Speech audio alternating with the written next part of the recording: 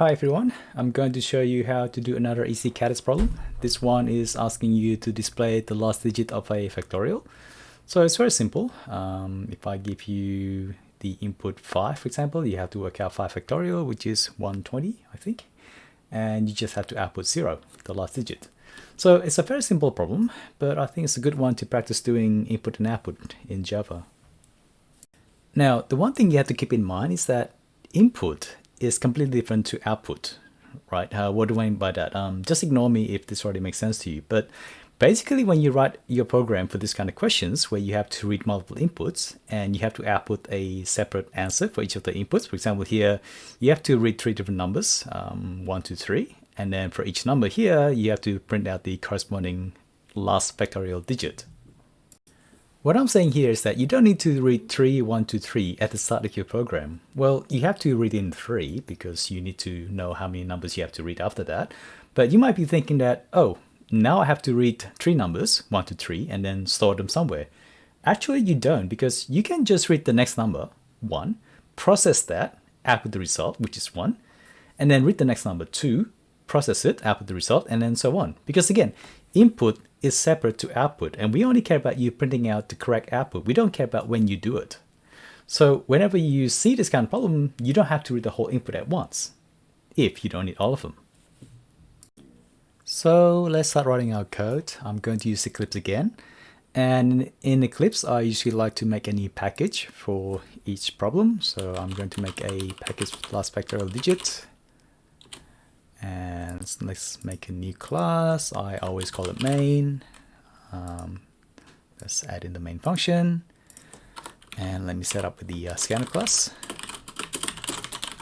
Just like before. I don't need that. Oh, I guess I need to import it.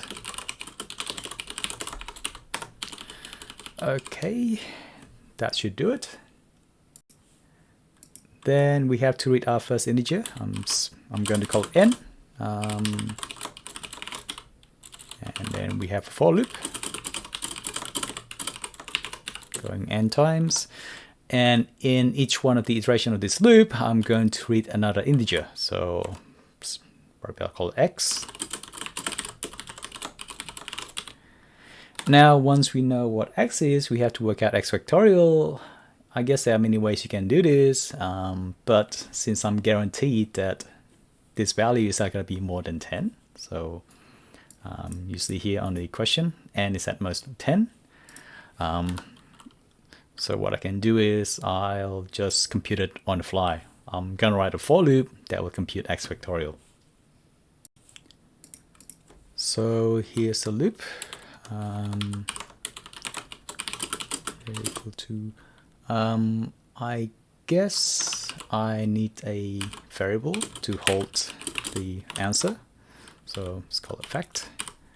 And I'm going to start from 2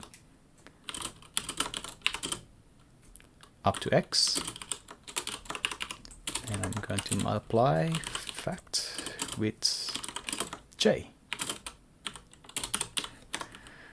I hope this makes sense. So if x is equal to 1, then you won't even execute this in a loop. If x is equal to 2, then you multiply factorial by j, which is starting at 2. So whatever x is.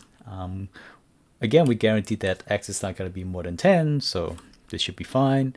And once we know what the factorial is, we just output it. We just want the last digits, so %10. Let's try it. Hope I did not make any mistake. Just gonna copy and paste, see if it works. Well, that's kind of a bit messed up because we're doing this on Eclipse. Let's try again. Let me just do 3, 1 to 3. Yep, 1 to 6. That's what we want. Let's do 2, 5, 2, 0, 2. That's what we want. So it doesn't really matter if you input using new line or space here, because Java will be smart enough to differentiate between the numbers and spaces. In this case, I use spaces because, well, you saw what happened when I used 3 different new lines. It did not look good. Okay, I'm going to try to submit. I'm going to copy the file. Make sure you don't copy the package line there, because otherwise it won't compile if you try to submit it.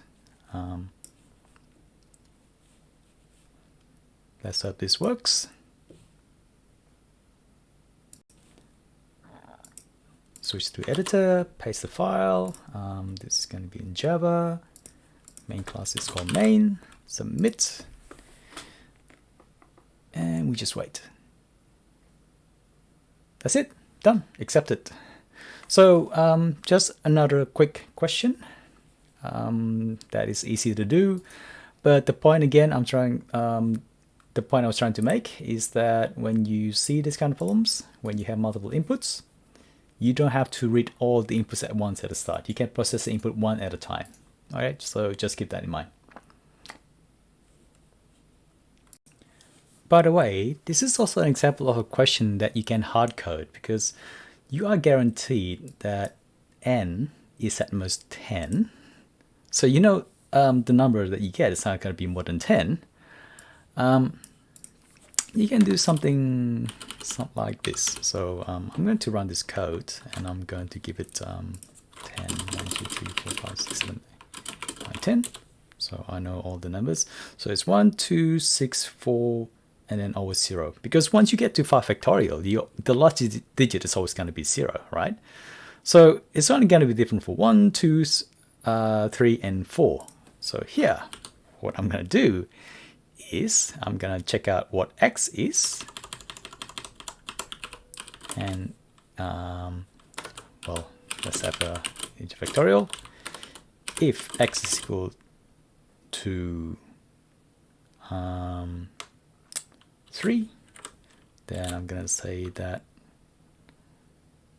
factorial x is equal to x times 3, sorry, times 2, because, well, I'll just say 6.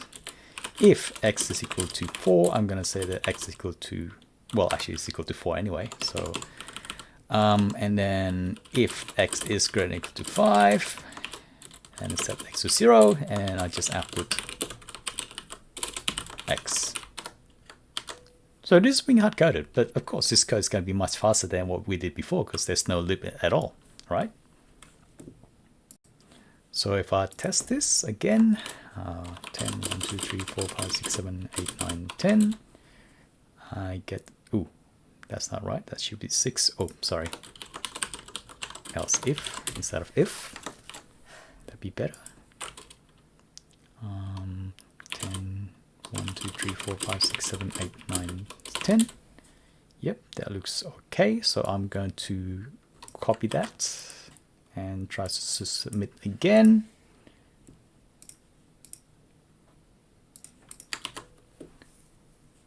Main. And let's see if this one gets accepted. Yep, that's fine. So of course this is not a good code because you're hard coding it, but that's a thing in competitive programming. Like, no one's going to read your code, no one's gonna work out how you do something. They only care about what output you produce.